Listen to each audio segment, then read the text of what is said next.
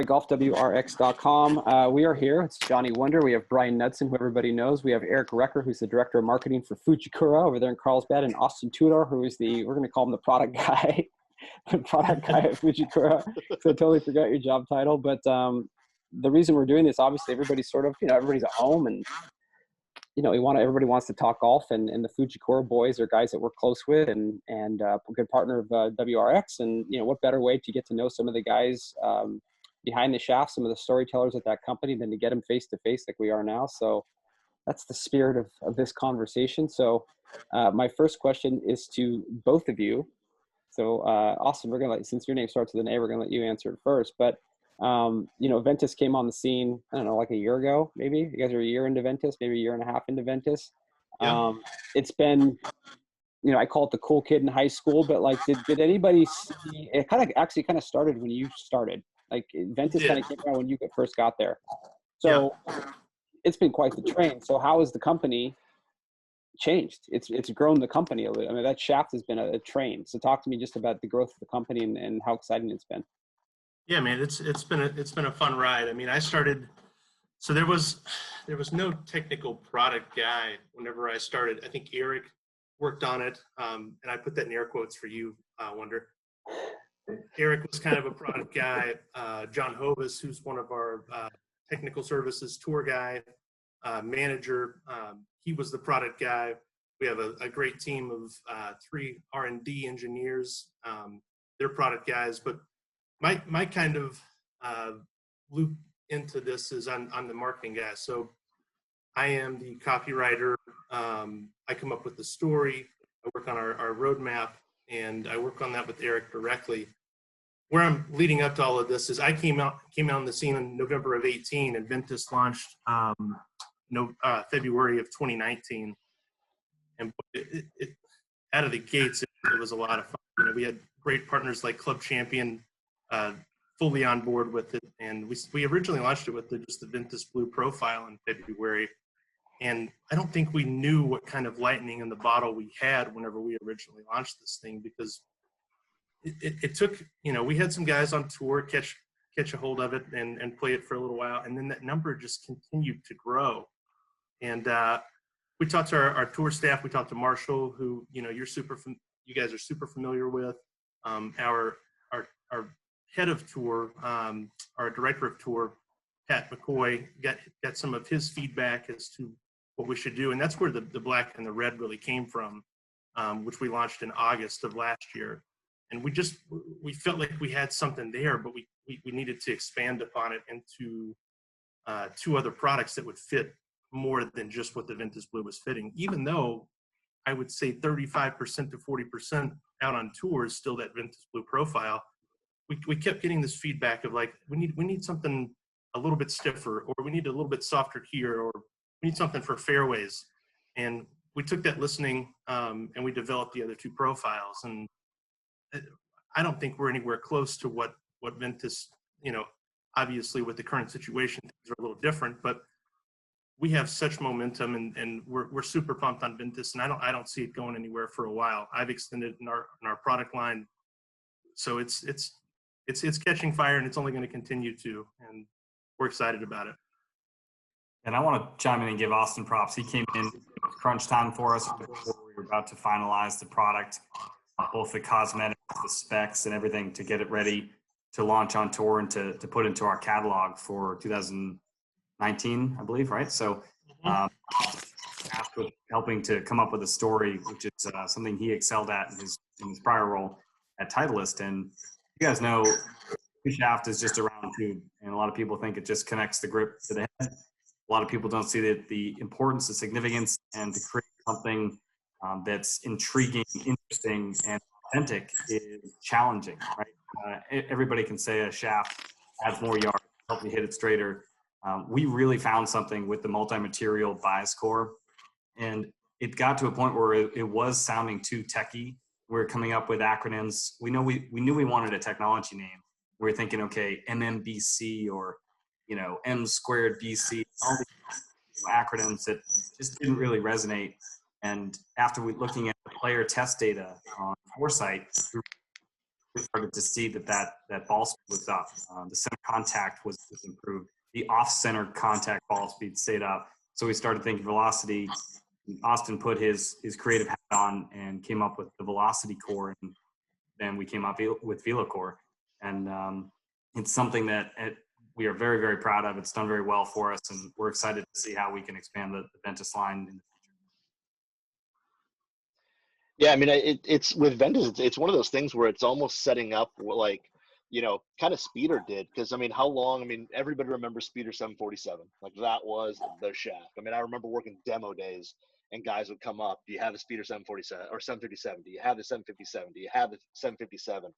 And that Speeder name carried on for so long that I feel like Ventus is kind of going down that road, that it's going to be one of those shafts that, hey, the next iteration will maybe have a different name, whatever, but it's going to have that iconic name now because it is so well received on tour. But not only that, it's so well received in our community. It's insane. I mean, everybody wants to try it. Everybody wants to try black. A lot of guys fit into blue. And I think guys are finally coming around to realize that red is actually a really good shaft. It's not just this high launching shaft that most people disregard. I mean, for me too, I've got a red in my 3-wood. So is it one of those things where, you come up with a name, but I bet even when Speeder happened, like, you didn't think that Speeder was going to kind of have the lineage it did. Ventus could go down the same path. Do you ever think of that when you first start rolling the shaft out? Or is it just like, let's make the best product we can for right now, and then we'll kind of figure out what happens later? Yeah, I think you can't predict anything. We also, Atmos is another line that in my time at Fuji, I've only been there coming up on 4 years, and that product we didn't quite foresee the success that we've had with that. And the same with Ventus is you kind of have to put all your heart and soul into it, make the best product you can at the time you're planning to release it. And, if it catches fire with our dealers, then you just have to say, man, this is awesome, and let's ride this train. Well, it's funny though also because, in the shaft game, so say for example, the exotic shaft game has been around, say, since the late 90s, right? True Temper had the EI-70, and then there was like the Speeder, and there was all these shafts that came out, right? But there's a few of them that have lived and stood the test of time, which I would say probably would be like Pro Force Gold, Speeder, Diamana,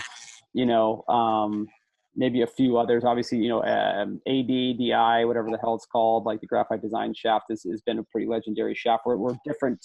Basically, they have a lineage, right? So they'll be like, Ventus Junior and Speeder Junior and Speeder 5.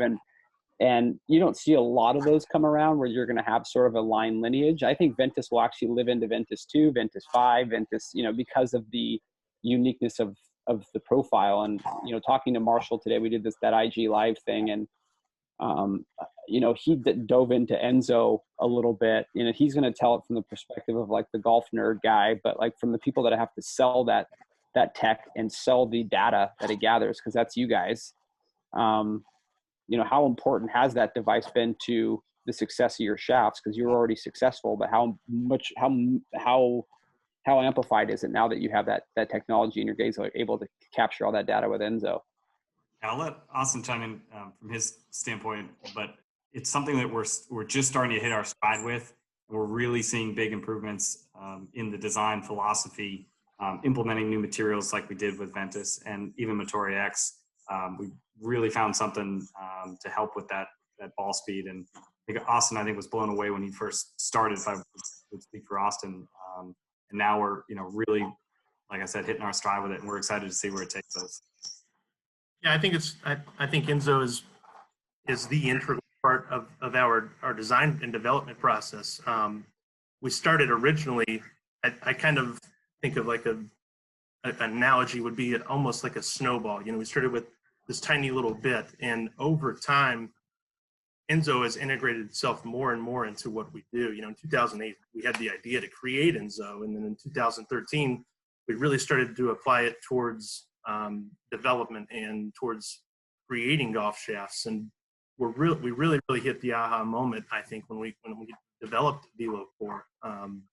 And you said, going back to what you said, Johnny, where it's Ventus 2, Ventus 3, Ventus 7, I don't see it necessarily being a Fast and Furious type of sequel, whatever, but we're Fast and Furious. but we're getting there. And I think whenever you have a revolutionary technology like a velo core, it's something that you need to hold on to and continue to only make better, if anything. You know, with Alex D, who's our vice president and lead R&D, he talks about the stuff he feels we've got stuff in the hopper for 10 years from now, with just existing materials and design alone. We're just going to keep doing what we're doing and creating the world's best performing golf shafts. Not to put my sales hat on for a second, but you understand what I'm saying. Like, we're going to keep pounding the pavement and keep going after it. So I think we only have up to go, in my opinion. It's been fun. The last 15 months have just been so much fun for me. I can't wait to see where the next 5 years go. You know what I mean? So we're excited about it. Now with VeloCore, I mean, it's that big thing that, especially when Ventus came out, everybody was, what is it? Why is it in the shaft? Is it really what it makes so good? But is it one of those technologies that we're going to see? I mean, I know part of this you're probably not going to be able to answer, but is it one of those things where it's not just a driver thing? It's not for just large, high OMI drivers? Like, could it be beneficial in a hybrid with a smaller head, or even an iron, or even a wedge? Or, is it one of those things that translate throughout the entire bag? Or is it something that really only kind of helps with woods because of, the size of the drivers now and all that?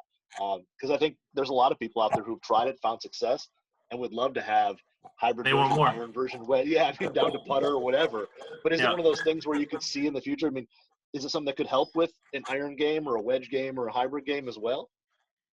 I could see it going definitely into the future, into other product categories, and we'll just kind of leave it at that. But we're definitely we have our thinking caps on, and we understand, and we listen to you guys too. We listen to WRXers. We listen to our social media platform. What are you guys doing next? What's happening? We're always listening to what you guys have to say too. You're kind of our core demographic, our audience. We want to make stuff that you guys want to play. So I'll leave it at that. But we're working on some great stuff for the future, and like I said, we've only got up to go. So yeah, it's great validation. It's Go ahead, great Eric. to hear you guys asking about it and to see if we're going to expand it. I'd say at least every other couple days on Instagram, if we make a post, somebody will say, "Hey, we're going to make a Ventus hybrid." I definitely think that there's something there with that technology to expand into the future line, and we're really hungry to do so, and we're bummed we're not in the office right now building prototypes and hitting them. Obviously, it's a bigger situation than a small little world. But, everything is relative, and that's where we're at right now. To answer your question, Brian, we're excited to see what we can do with VeloCore and that technology. Yeah. So I have a question. So, Fujikura came out in what, 1997? Speeder came out? I think we first started in 94 in the States. It's the Fujikura has been in Japan making shafts since 1974, I believe. Right. So 1994, 1995 is when we opened up in Vista. But the speeder came like in 96, 97. So Yes, that'd be 757. That last 7, I believe, is the year that product was launched. Okay, so then because I remember Tiger had it. I can't believe I remember this. But Tiger had it in 98 at the Olympic Club in the U.S. Open. It's the first time he switched into a graphite shaft. But anyway, long story longer. Where does that shaft live in today's, the stuff that you guys have today? Like, the makeup of the speeder shaft, like where does the OG, where does his essence live in even Ventus? Like, is it there or is it not? Is it two completely separate products? Or I've always wondered that. I think the overall EI profile has lived on for generations and generations.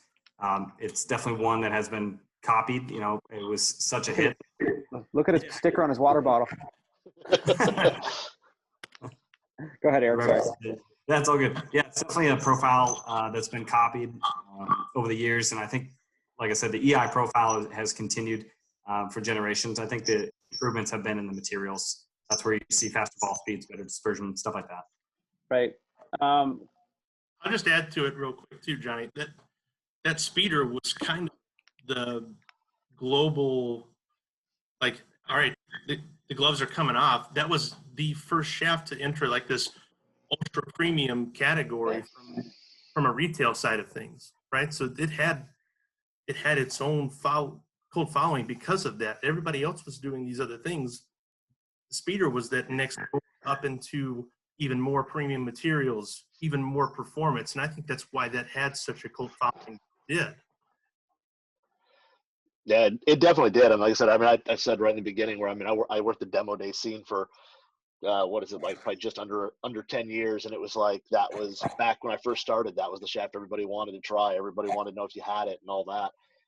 But now we also, I mean, aside from Ventus, we also now see return of Matauri, and with Matauri X. Was that something that was, again, was it something that was planned? Like, hey, you know what? You know, we've always wanted to make another Matauri, because the original F1, F3 back in 10 years ago, I mean, I remember on the BST searching around for an F1 in that like red, yellow, gray graphics, that kind of graphic there. But people were always hunting for that shaft or wanting to try it. Was it one of those things where it just kind of worked that, hey, the Matauri brand, going again after ball speed and all that just kind of happened and the name just fit? Or was it that thing where, hey, you know what, we want to kind of focus on a shaft profile that is this, and it just happens to be like Matauri? Like, was it planned out to use Matauri, or did it just kind of like happen when this new profile and these new materials came out? Yeah, Eric, I'll kind of take this one. So the hardest part of my job is not the developmental side of the actual performance and performance attributes of a golf shaft. The hardest part of my job is coming up with the name and what this thing's going to look like. So we knew that we were what our target goals were, which were speed and stability. And I started to look back, and we had we had this, March Madness type of bracket where we had all the different names that we were going through and trying to figure out different names for this thing. And I had written Matauri X down because I did a little research, and we had launched the original Matauri F1 and F3 in 2009 and 2010. Just so happened to be 2020 was coming around the corner, and that's a decade, right? So Matauri X being 10 years, that's kind of where that name that I had written down came from. We had another name going alongside that, and we took it all the way basically to creating a full launch for both parts. And it was decided that Matauri X, Matauri is such a staple name, household for us and Fuji and even other golfers. It just made sense based on the story with speed generation, Matauri meaning engine in Italian. It all just kind of lined up, and it was kismet, if you will, to name it Matauri X.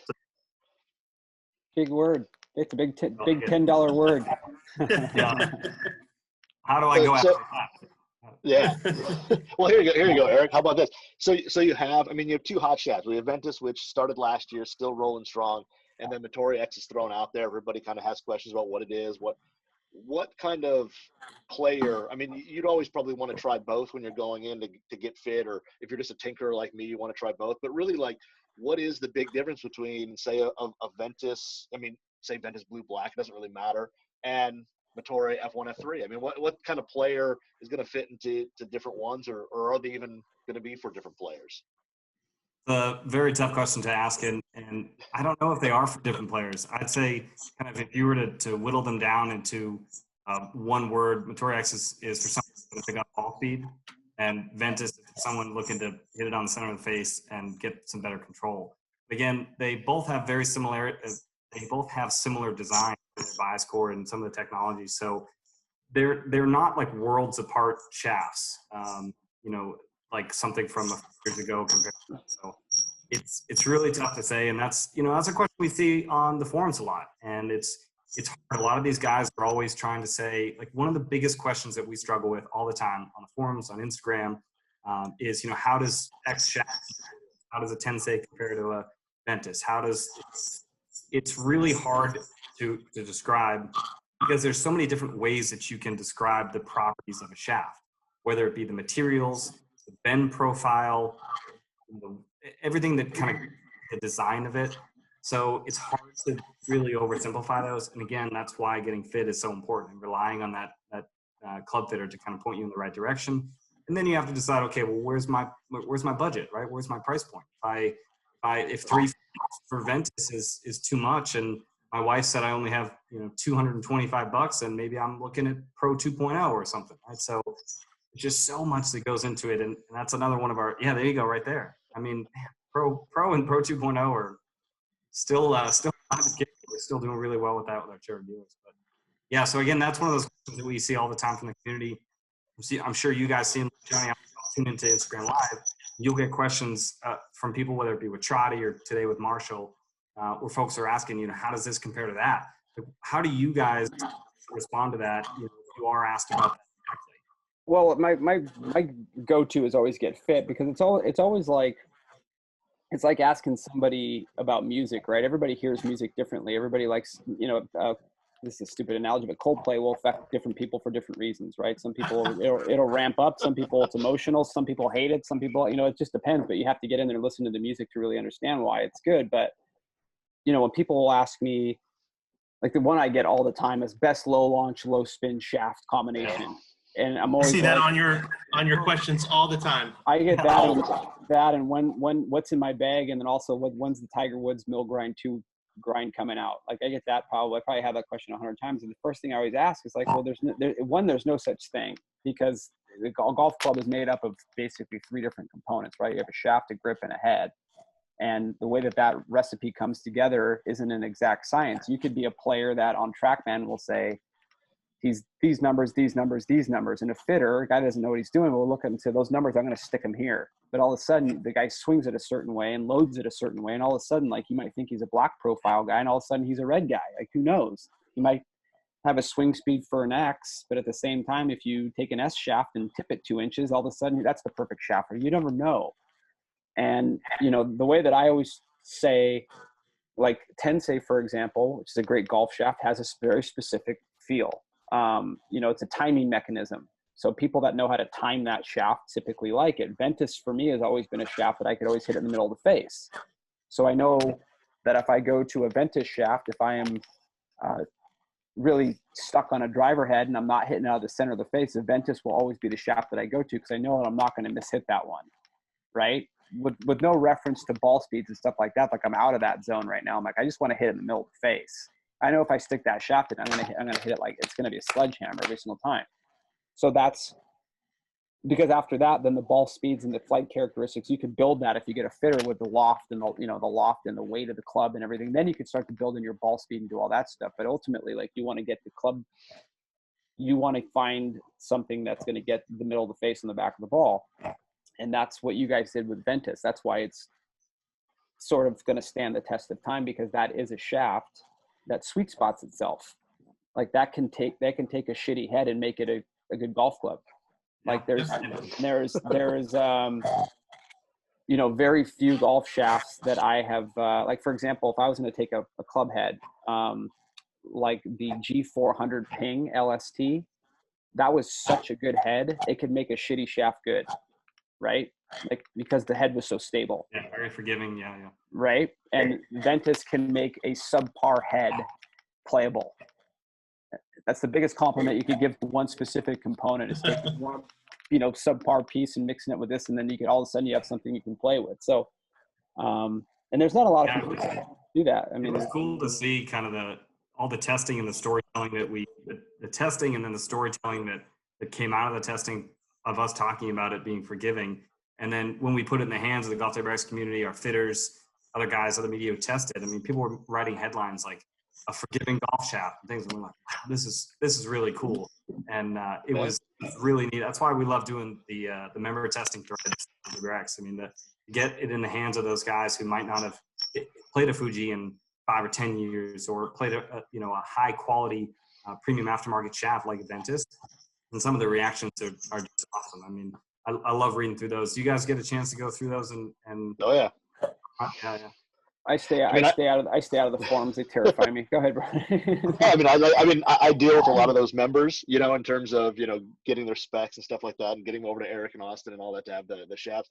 And it's amazing when you go through and you select some of those testers, and just the fact you can look at a lot of times what's in their bag, because they post it, right on their signature of, I'm playing this. And, you'll have people who, they have a different brand in there, and it may be a couple years old, and you're like, all right, well, this guy's found success with this shaft because they haven't switched it.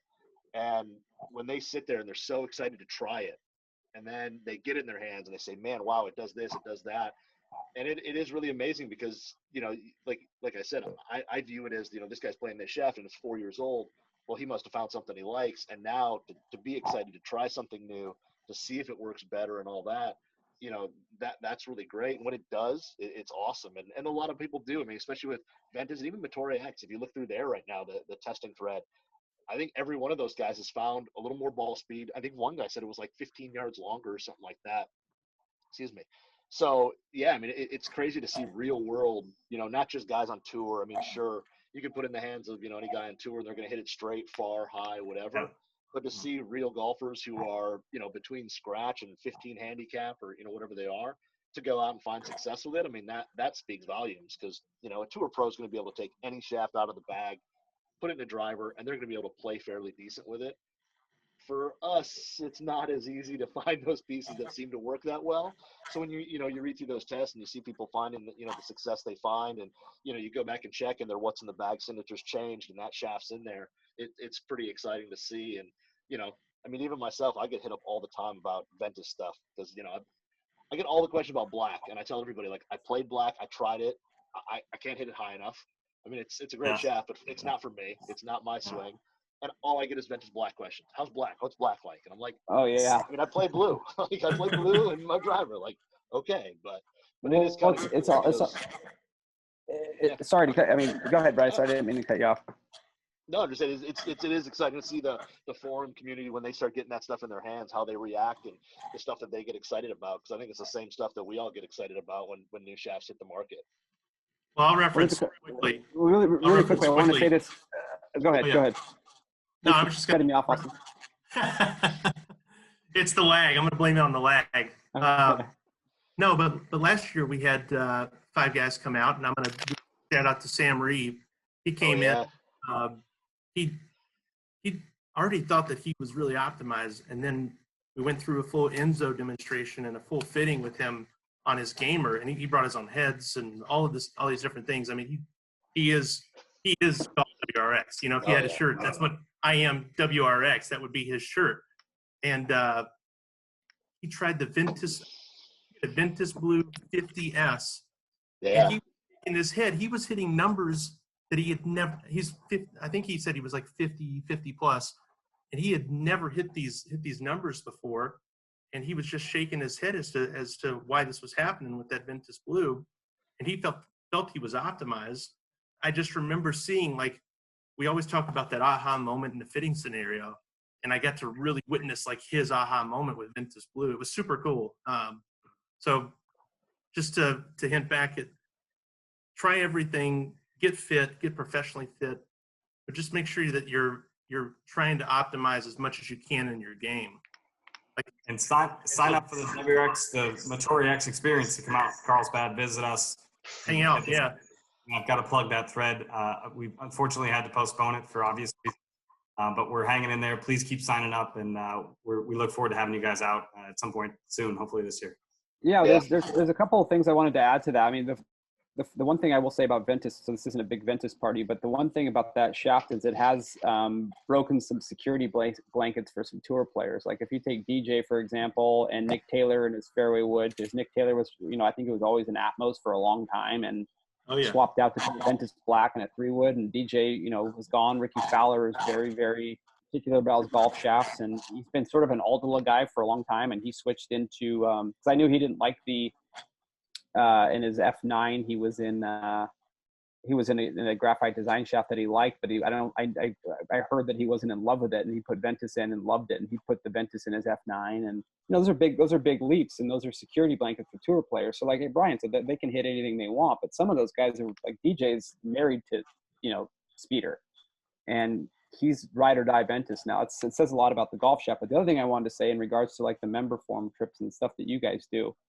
the cool thing about the company, and it's not because you guys are on, but your culture at that company is very, very cool. So when we as WRX guys bring, you know, whether it's me showing up to go do a round of meetings and I'm just hanging out in there, or if I'm bringing 5, you know, me and BK are bringing 5 forum members in there, you guys have a great product, but you guys also put on a good show.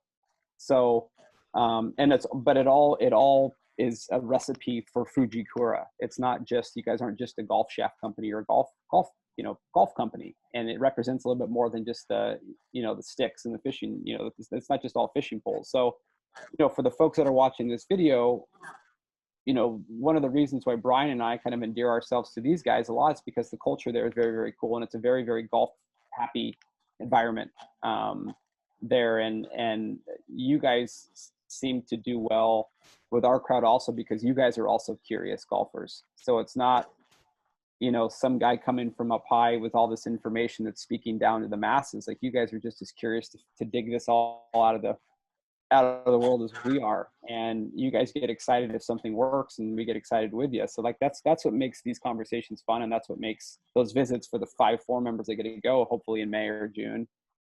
You're going to experience it because it's golf nerd on steroids. So that's a shout out to you guys. You guys have your CEO or the guy that runs that show is doing a good job of making sure that the people that he takes in are, whether it's you two or Chad or Pat McCoy or Marsh or any of those guys, they're just a bunch of golf geeks that love golf, and you can feel it when you walk in the doors. That's a huge deal.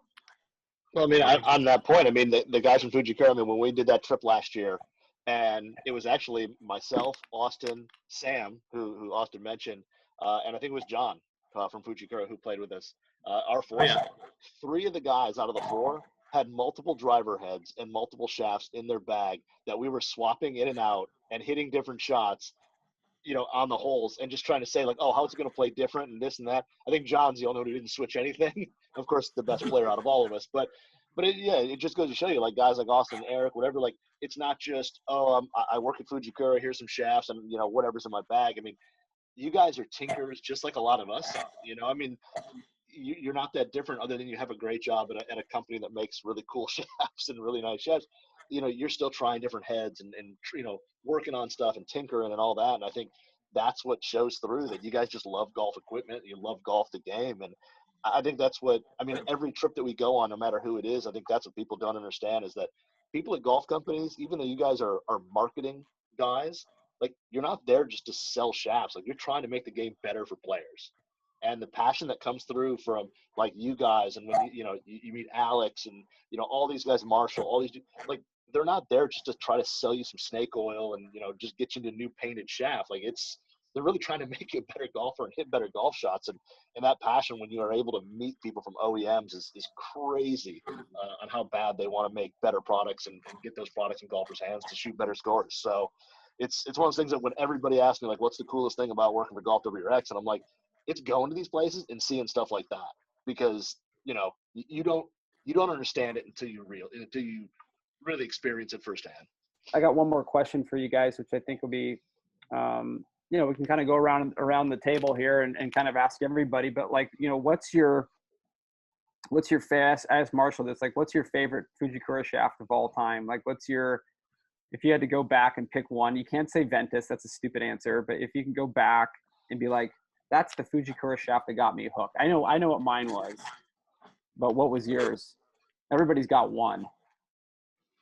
Yeah, I mean, confession that I wasn't really into getting custom fit and aftermarket shafts until I started in the industry at TaylorMade 7 or so years ago. And so I started tinkering around then. But then when I really got at Fuji, which was only about 4 years ago, Atlas Tour Spec was that first shaft that I was a part of. And yeah, I sort of got caught up in drinking the Kool-Aid of how awesome this was and part of that product launch. But it was the first shaft where I really noticed that I started hitting the center of the face more consistently. And it just felt so much different than what I had been playing. And I had been playing a lot of just stock product. Even looking back, way back in high school and college, played competitively, never got custom fit and just always kind of relied on either what was in stock, or maybe something hot like the Laker shaft. I think that we all had at one point. Yep. For me, Atlas Tour Spec Black really made a big difference for me and sticks out. That'll be a special shaft for me for a long time. Austin?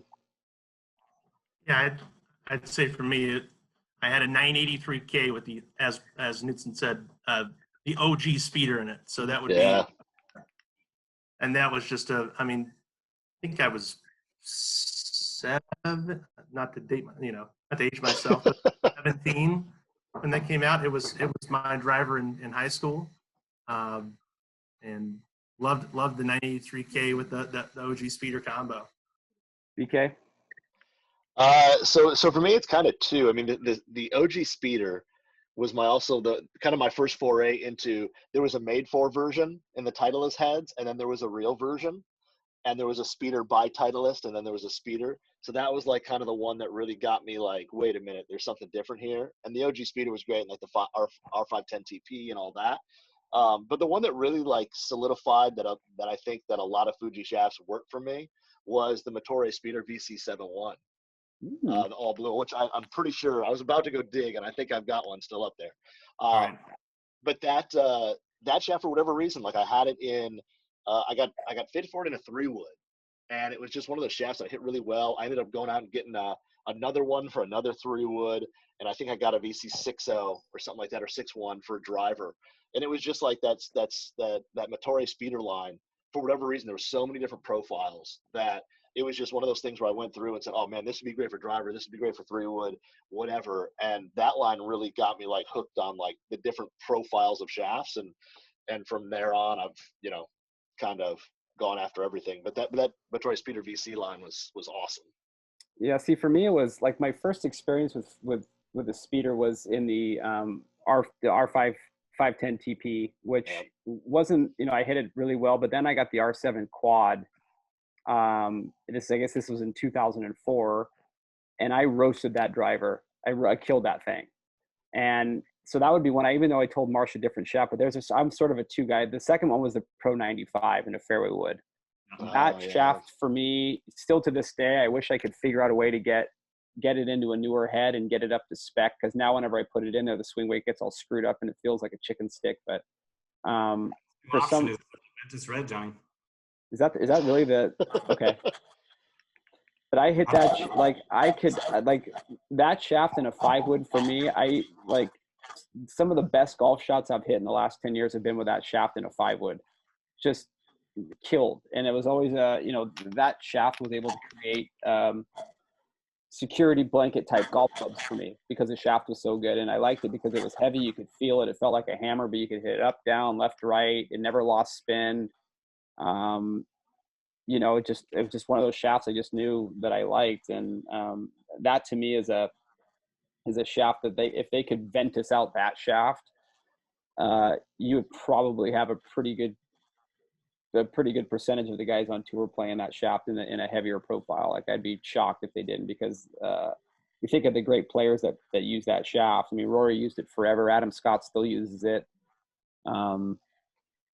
I think there's some other ones out there, but it's just a great golf shaft. Why do you think we created a 90 grain Ventus red? I didn't even know that. Okay. That's a tour only part. That took a lot of. Somebody's going to be getting a text message after this chat.